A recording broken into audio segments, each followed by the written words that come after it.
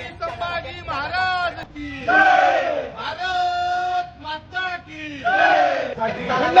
छत्रपती शिवाजी महाराज की छत्रपती शिवाजी महाराज की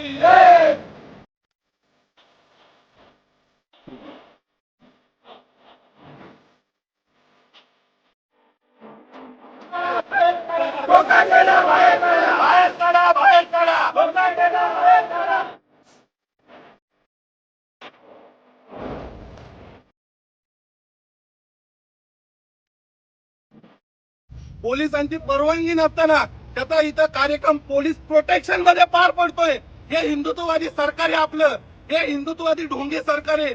मला या पोलीस प्रशासनाला सुद्धा विचारायचंय, पगार आपल्याला सरकार देतं की हा कोकाटे देतो?